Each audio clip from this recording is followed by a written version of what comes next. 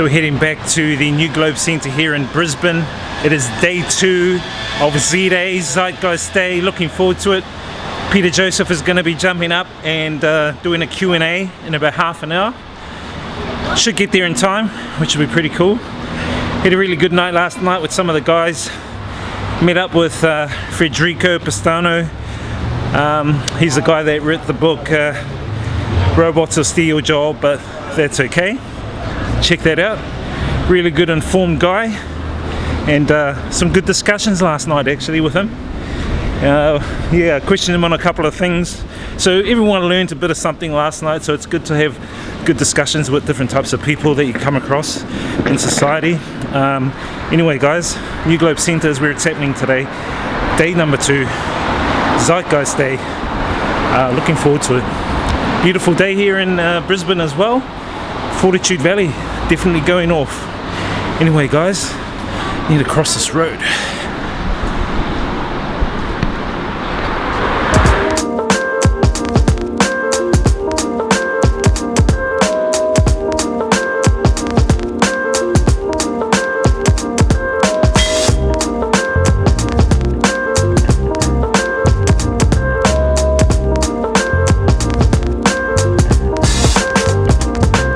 And we're at pretty much a crossroad now, I would say, where it's do or die. Either we adapt to the natural laws, the scientific principles that we've come to understand that orient not only human nature, our public health, epidemiology, but also the habitat. And that's really, I think, to me, what the core of the Zeitgeist movement is about. You have to have an accepted infrastructure that people want to be a part of. So we know we have Z-Days, we have the Media Festival. If people know that the structure's there, it should be a self-fulfilling prophecy. The logic should be there. To the extent that no one has to sit there and send out emails telling people what to do or the like. So I'm hoping that that gets perfected as the movement progresses in terms of the structure.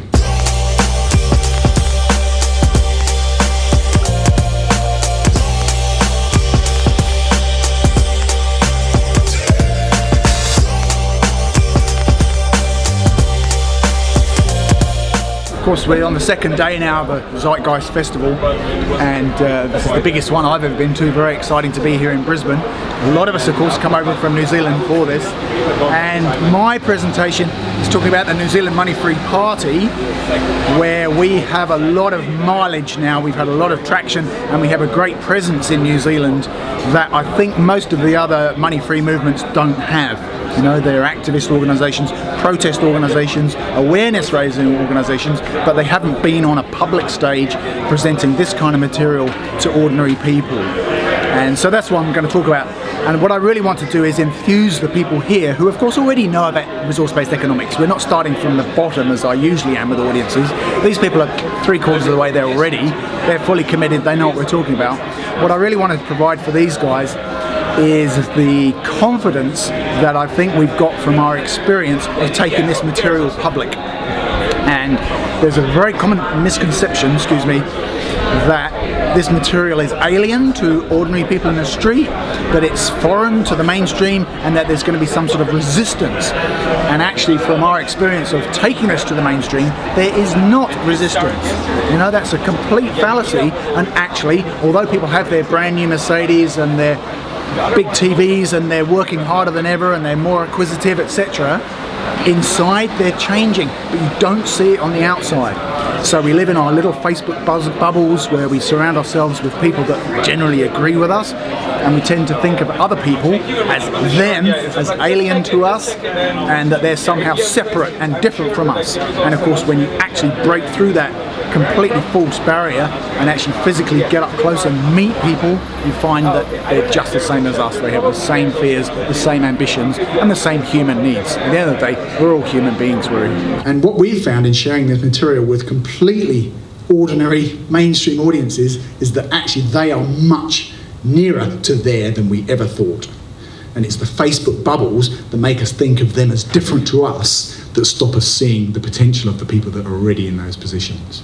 We can only see a few steps ahead, not the entire 10,000 steps.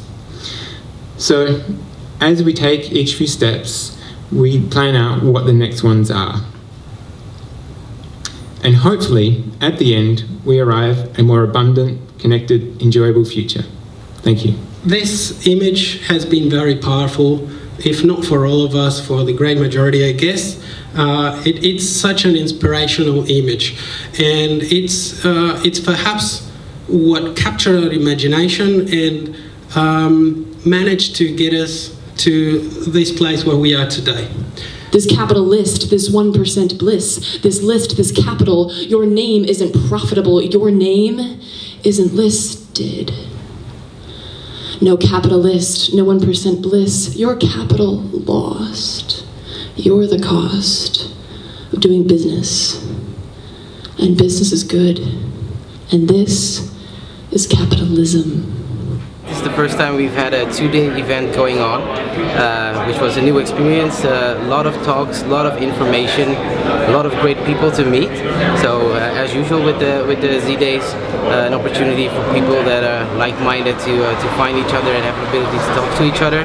The talks were great, the information was good. We've had a lot of socials as well, so people had enough time to mingle.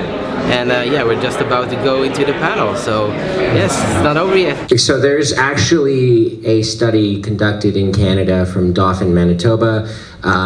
Study author's name is Dr. Elizabeth Forget. Yes, that is her last name.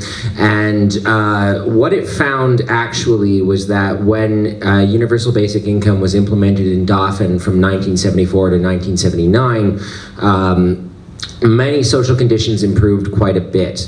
In addition to the fact that there was only a very minor drop in employment, mostly accounted for by new mothers who just stayed home longer, and kids who stayed in school longer, there was a significant drop in heart disease, a significant drop in mental illness, significant drop in crime.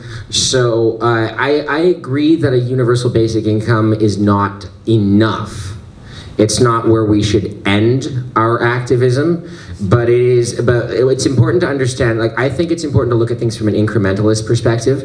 So what that means is, like, you know, you can't just sort of stand on the steps of Parliament or Congress or whatever and say, I want an RBE, and then, like, that'll be the end of it, you know, because you have to kind of eke out, like Eleanor was saying, there has to be a practical application of things, and you have to kind of work towards things on a step-by-step basis, where I think that one of the most important things to consider is that there are a lot of people suffering right now who are impoverished, and a universal basic income could help them. Now, that said, there is a caveat I should add, and it's actually something Federico brought up in his TED Talk, so it's a shame he's not here today. He might have been able to offer more information.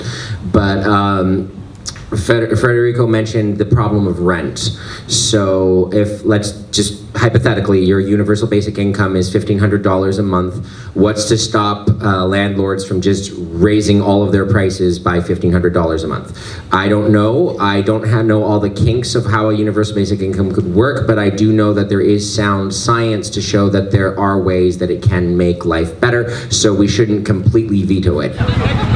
We're doing a group photo, guys. We're doing a group photo. So great turnout, guys. Z-Day 2017. Everyone's just crowding outside. We just finished having a massive group photo. That's it. Z-Day 2017 global event is over now. I'm now going to go and look for Peter Joseph. I need to do one quick interview with him. Awesome.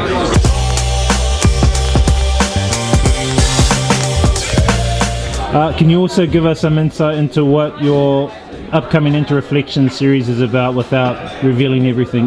Well, Interreflections is a journey, a fictional journey through time that basically takes us from today to about 150 years in the future, where things have completely changed. And over the course of 3 films, I'm going to try and through gesture, it's kind of a mixed genre film, so there's a sci-fi element, there's a drama element, there's of course a documentary element, there's even a horror element, there's a satirical element, so it's slightly experimental, but the goal is to try and get people to be rattled a little bit, and then to have a view of future hindsight when they think about what's happening now. You know, the little phrase, hindsight is 20/20.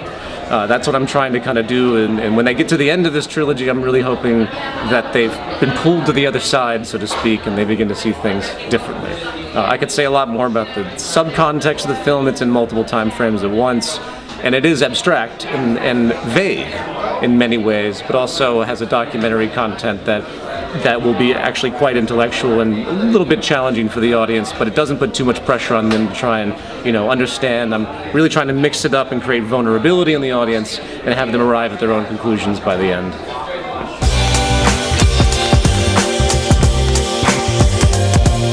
It's a pretty awesome day, Z-Day. We're about to go and get some dinner right now. The event's finished. Time to get some dinner, chillax a bit, do some video editing. Successful weekend, guys. Z-Day, resource-based economy.